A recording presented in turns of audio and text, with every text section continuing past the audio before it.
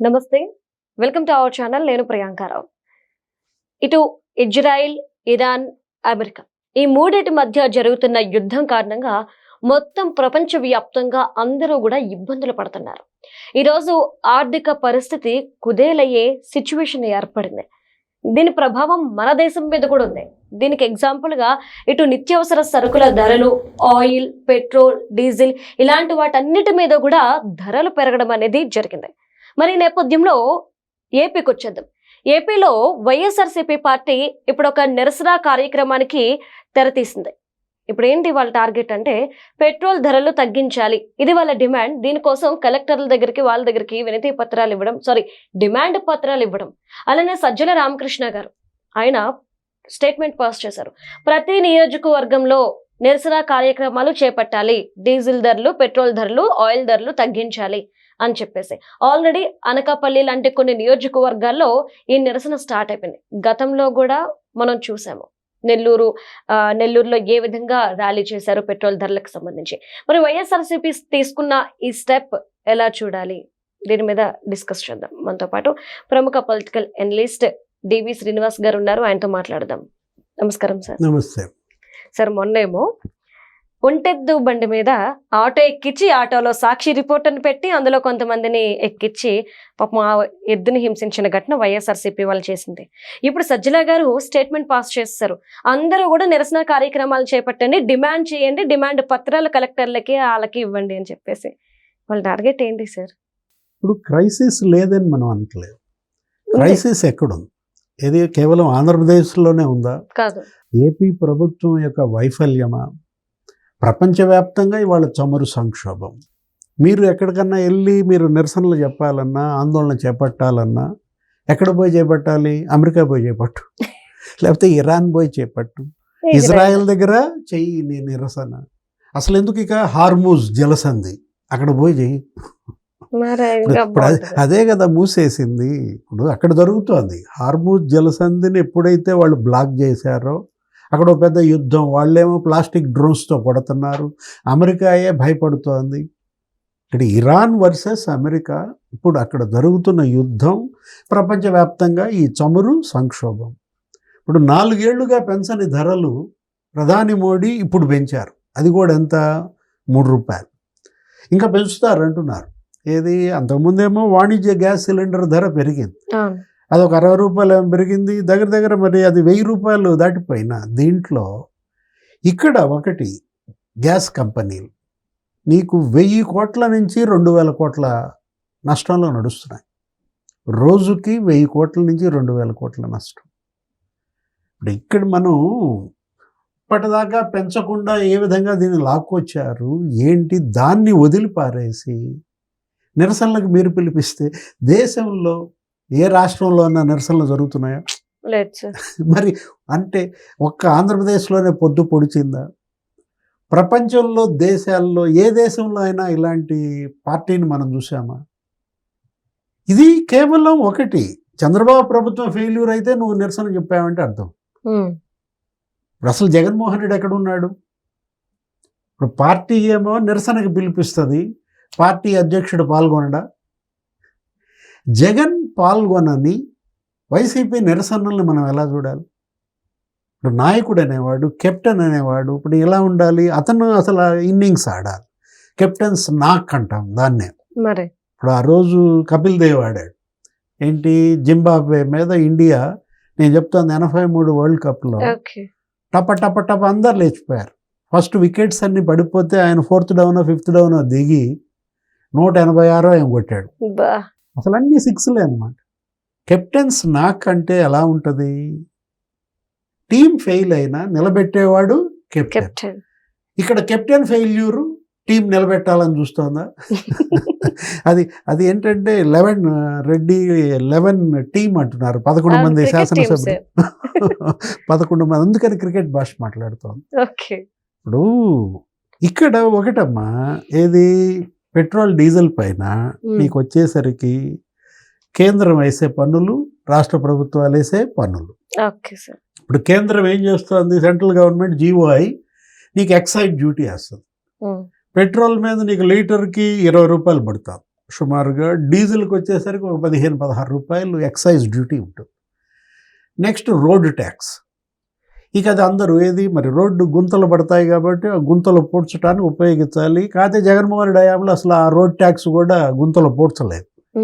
అది లీటర్కు రూపాయి అంత ఉంటుంది. ఇది కాకుండా రాష్ట్ర ప్రభుత్వ పన్నుల ద్వారా వాటికి ఆదాయం ఏంటి, వ్యాట్ అంటాం, వాల్యూ యాడెడ్ ట్యాక్స్. వ్యాట్ అదనపు వ్యాట్ కూడా వేస్తున్నారు. ఈ పన్నులు మిగతా రాష్ట్రాల కన్నా 2 తెలుగు రాష్ట్రాల్లో ఎక్కువే. ఇది వ్యాట్ వచ్చేసరికి నీకు ఏపీలో నీకు వ్యాట్ ఎంత ఉంది పెట్రోల్ పైన 31%, 31.5 ఎంత ఉంది. అదే వచ్చేసరికి నీకు డీజిల్ వచ్చేసరికి 22.5% అది ఆంధ్రప్రదేశ్. అంటే ఎక్కువే, ఏది ఇతర రాష్ట్రాల కన్నా ఇక్కడ ఎక్కువే నడుస్తుంది. మరి తెలంగాణకు వచ్చేసరికి ఇంకా ఎక్కువ ఉంది. మరి తెలంగాణలో బీఆర్ఎస్ ఏం పిలిపించినట్లేదే. ఇప్పుడు తెలంగాణకు వచ్చేసరికి నీకు పెట్రోల్ 35.2% ఉంది. డీజిల్ వచ్చేసరికి అక్కడ నీకు వ్యాట్ 27% ఉందన్నమాట. అంటే ఇక్కడ నీకన్నా ఇప్పుడు ఆంధ్రప్రదేశ్ కన్నా తెలంగాణలో 3-4% ఎక్కువ వ్యాట్లు వసూలు చేస్తున్నా అక్కడ ప్రభుత్వానికి ఇబ్బంది లేదు, ప్రతిపక్షం సహకరిస్తోంది. ఎందుకంటే ఇది దేశవ్యాప్త సంక్షోభం కాదు, అసలు ప్రపంచవ్యాప్త సంక్షోభం. దానికి రేవంత్ తప్పుపడతారా, చంద్రబాబు తప్పుపడతారా? అంటే మీరు అన్న ప్రశ్న బాగానే ఉంది, కానీ ఈరోజు వాళ్ళ పేపర్లో వైఎస్ఆర్సీపీకి సంబంధించిన ఒక పేపర్లో లోకేష్ గారు ఫోటో వేశారు. ఆయన గతంలో ఒక స్టేట్మెంట్ ఇచ్చారు, ఇటు మన పక్క రాష్ట్రాలైన తెలంగాణ, తమిళనాడు, కర్ణాటక వీటన్నిటి దగ్గర కూడా రేట్లు తక్కువ ఉన్నాయి, కానీ కేవలం డీజిల్ వాటి ధరలు ఏపీలోనే ఎక్కువ ఉన్నాయి అని చెప్పేసి ఆ స్టేట్మెంట్ ఇప్పుడు వాళ్ళు వేశారు. దీన్ని ఎలా చూడాలి మరి? ఓకే, మీ డిమాండ్ సహేతుకమే. ఏది ఆ రోజు యువగళం పాదయాత్రలో లోకేష్ ఏదో ట్యాగ్ చేశాడు, ఏదో సెల్ఫీ ఛాలెంజ్ ఏదో విసిరినట్టున్నాడు. ఆయన మార్గ మధ్యమంలో ఎక్కడో కర్ణాటక బంక్ ఏదో తగిలినట్టుంది, అటు ఆ బార్డర్లోకి వెళ్ళి ఈ బార్డర్ వస్తూ అక్కడ ఉన్న ధరలు చూసి ఛాలెంజ్ చేసినట్టున్నాడు. అప్పటి సందర్భం ఏంటి, ఇప్పటి సందర్భం ఏంటి? ఇప్పుడు ఈ డిమాండ్ లేకపోతే ఈ నిరసన నువ్వు ఎప్పుడు చేయాలా? ఈ వార్క్ రాకముందు చేయాలి. ఇప్పుడు ఈ ప్రభుత్వం ఏర్పడి ఆయన మంత్రిగా ఆయన ప్రమాణ స్వీకారం చేసి ముఖ్యమంత్రిగా చంద్రబాబు బాధ్యతలు చేపట్టి మరి 2 ఏళ్ళు అవుతుంది. నువ్వు ఇది ఎప్పుడు వాళ్ళు అసలు ఫస్ట్ ఇయర్లోనే నువ్వు ఎందుకని డిమాండ్ చేయలేదు? ఎందుకని నువ్వు పెట్రోల్ డీజిల్ ధరలు తగ్గించలేదు లోకేష్ అని అప్పుడే కనుక నువ్వు కనుక నిరసనకు పిలిపించిన 1 ఇయర్ అయిపోయిన సందర్భంగా, అప్పటికి అమెరికా ఈ ఇరాన్ లేకపోతే ఇజ్రాయెల్ వార్ లేదు కదా. ఇప్పుడు 3 నెలల నుంచి యుద్ధం జరుగుతుంది. ఇప్పుడేదో వీళ్ళేదో 3 రూపాయలు పెంచితే ఇప్పుడు నువ్వు దాన్ని తీసుకుని ఇక్కడ ఎలా నీకు మైలేజ్ వస్తుంది? వాళ్ళకి ఇంకా సింపతి వస్తుంది. ఏది ఇది ప్రపంచవ్యాప్త సంక్షోభం. ఇప్పుడు మనం మాట్లాడుకున్నదే ట్రంప్, ఇరాన్, ఇజ్రాయెల్ వీళ్ళ మధ్య నలుగుతున్న సమస్యకి చంద్రబాబు పరిష్కారం చెప్తాడా? చంద్రబాబు చేతుల్లో ఉందా ఈ పరిష్కారం చేయడానికి? ధరలు తగ్గించమనే డిమాండ్ సహేతుకమైనదే, కానీ మీరు ఆ డిమాండ్ యుద్ధం ప్రారంభానికి ముందు చేసుంటే మీకు కొద్దో గొప్ప జనంలో సింపతి వచ్చేది. ఇప్పటి ఈ క్రైసిస్లో నువ్వు ఈ విధమైన డిమాండ్ చేస్తున్నావంటే ఏమనుకుంటారు? ఓహో గోతికాడ గుంటనక్క. ఇప్పుడు దీని నుంచి కూడా అతను పొలిటికల్ బెనిఫిట్ పొందాలని చూస్తున్నారు. ఇది రాజకీయ లబ్ధి పొందే సమయం కాదు. మనం అంటోంది అదే, ఇది ప్రపంచవ్యాప్త సంక్షోభంలో చంద్రబాబు పాత్ర ఎంత? మీరు ఇంకా ఒకటి, రాహుల్ గాంధీ ఏమైనా డిమాండ్ చేస్తున్నాడా?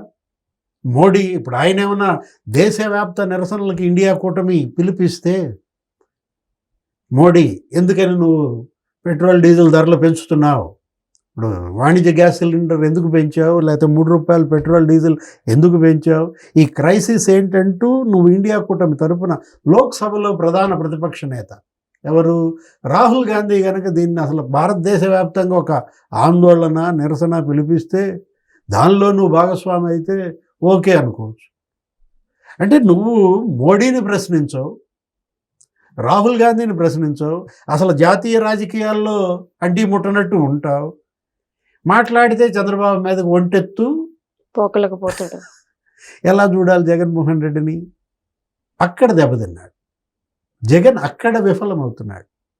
పోనీ నువ్వే పిలిపించావు కదా ఈ ఆందోళనలకి, నువ్వెందుకని పాల్గొంటున్నా? అంతేగా.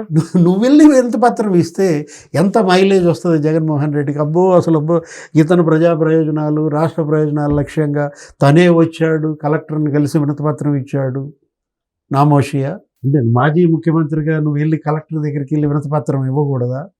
అప్పుడు ప్రపంచవ్యాప్తంగా వచ్చిన సమస్యకి రాష్ట్రంలో స్పందించడం ఏంటని ఏమైనా అంటే పోనీ ట్రంప్కే వెళ్ళి ఇవ్వు. Happy. Right. Thank you so much sir. నమస్తే.